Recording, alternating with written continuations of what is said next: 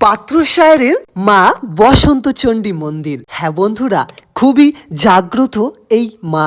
বাঁকুড়া জেলার পাত্রসায়ের ব্লকের ডান্নাদিঘির পাড়েই অবস্থিত এই মন্দির। মা বসন্তচণ্ডী নামটি কেন হলো? আপনারা অনেকে জানেন, পূর্বে বসন্ত রোগের একটি প্রকোপ ছিল, আর সেই প্রকোপে বহু মানুষ প্রাণ হারাতেন। আজকের দিনে পক্স বা কুষ্ঠ রোগকে আমরা বসন্ত রোগ বলে থাকতাম।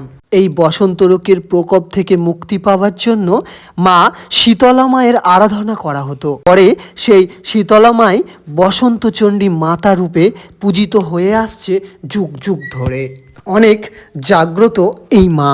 আর মায়ের মন্দির চত্বরে আছে অনেক বড় গ্রাউন্ড, আর সেই গ্রাউন্ডের মধ্যে প্রতি বছর মাঘ মাসে চলে ধুমধাম করে মেলা ও নাম কীর্তন। আপনারা ফন্টে যেটি দেখতে পাচ্ছেন, এটা হলো মায়ের মূল মন্দির।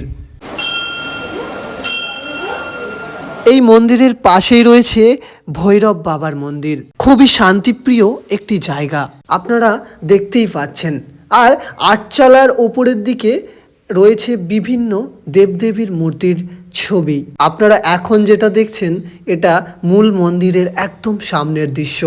এবং ছোট ছোট যে কক্ষগুলি দেখতে পাচ্ছেন, এখানে যখন মেলা হয় তখন এই জায়গাগুলিতে বিভিন্ন দেবদেবীর মূর্তিসহ আরও বিভিন্ন মূর্তি করা হয়, এই যারা মেলা দেখতে আসবে সবার দেখার জন্য।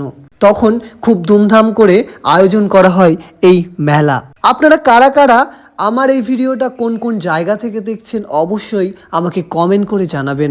আমাদের পাত্রসায়ের মা বসন্তচণ্ডী মন্দিরের এই ছোট্ট ভিডিওটা শেয়ার করে সকলের কাছে পৌঁছে দেবেন। ভালো লাগলে অবশ্যই লাইক করবেন।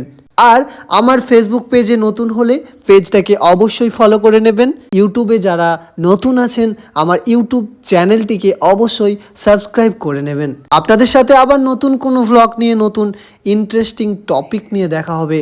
ততক্ষণ পর্যন্ত সবাই ভালো থাকবেন, সুস্থ থাকবেন। টাটা।